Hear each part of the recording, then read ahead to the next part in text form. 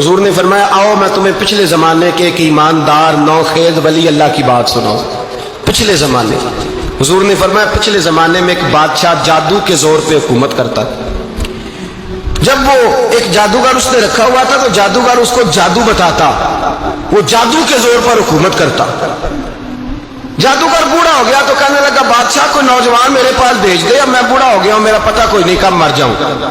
ایک نوجوان کی ڈیوٹی لگائی, بڑا زیرک سمجھدار, اپنے رعایا میں سے چن کے جو ذہین فطرت مزاج بچہ تھا وہ اس نے لگایا.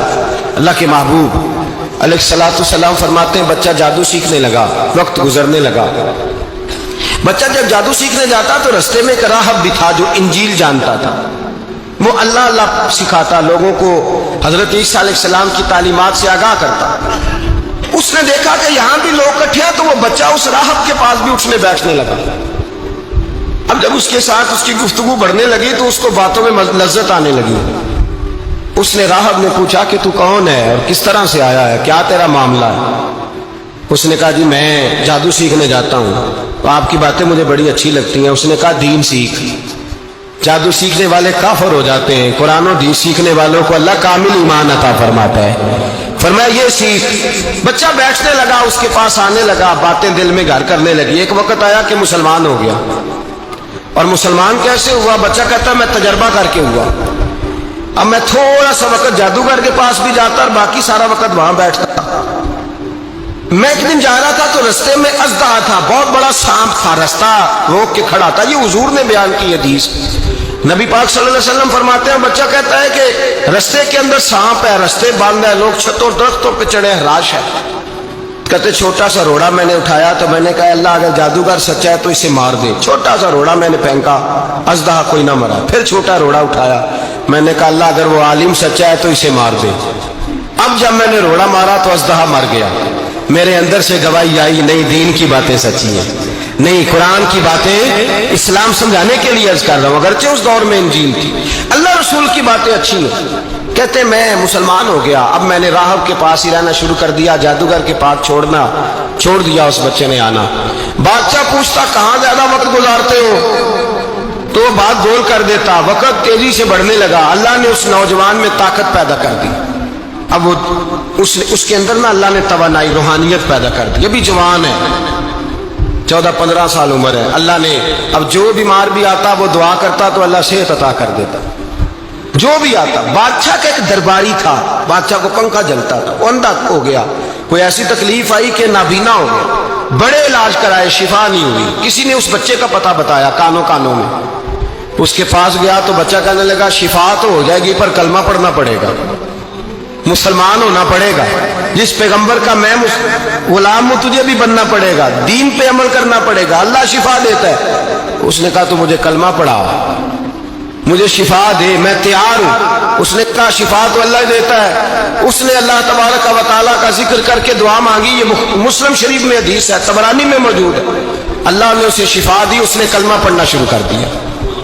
یہاں ایک نقطہ لکھا ہے ہمارے علماء نے, کہتے ہیں جب اللہ ولایت عطا کرتا ہے نا تو یہ سفید بالوں والے کا حصہ نہیں ہوتی. اگر جوانی میں کوئی آدمی توبہ کر کے تصوف کے راستے پہ چلتا ہے تو سب سے زیادہ ولایت اللہ اسے عطا فرماتا ہے. سب سے زیادہ ولایت اس کے پاس ہوتی ہے. ابھی اس کے بال کالے ہیں, چڑھتی جوانی ہے, دعا کی تو اللہ نے, اور حدیث پاک میں موجود ہے کوڑے آتے تو شفا یاب ہو جاتے, اندھے آتے تو شفا یاب, برس والے آتے تو اللہ سے دے. جوان ہے. بادشاہ کے پاس وہ واپس گیا, وہ جو آدمی جس کی آنکھیں ٹھیک ہوئی تھی. بادشاہ نے پوچھا کہ کیسے شفا ملی, تو کہنے لگا میرے رب نے شفا دی ہے. بادشاہ سجدے کراتا تھا, اپنے آپ کو منواتا تھا معاذ اللہ. کہنے لگا میرے علاوہ کون رب ہے؟ اس نے کہا وہی رب ہے جس نے تجھے پیدا کیا ہے, اور وہی رب ہے جس نے مجھے اندھے کو آنکھیں دی ہیں, وہی ہے میرا مالک. کہا اچھا تو مجھے نہیں مانتا؟ کہا نہیں میں اپنے رب کو مانتا ہوں. بادشاہ نے اسے سزا دی, ستایا. اس نے بچے کا پتہ بتایا, پھر بچے کو بلا کے ستایا تو اس راہب کا پتہ بتایا. راہب بھی قتل ہو گیا, نابینا بھی قتل ہو گیا.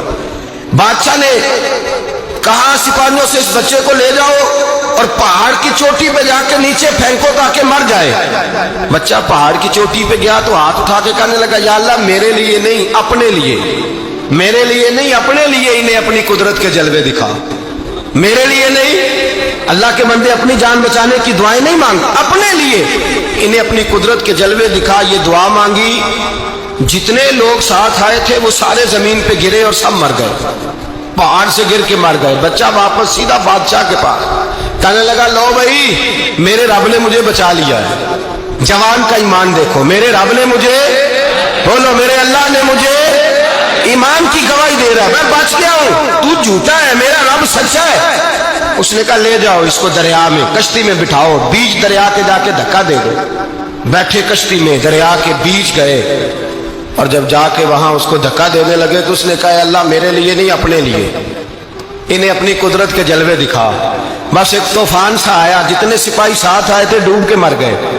وہ بچہ اٹھا اور سیدھا پھر بادشاہ کے پاس, اسی کے پاس کہنے لگا لو بھائی میرے رب نے مجھے بچا لیا ہے, تیرے پاس آیا ہوں. وہ کہنے لگا تو کیا مصیبت میرے گلے پڑ گئی ہے, کیسے جان چھوٹے گی؟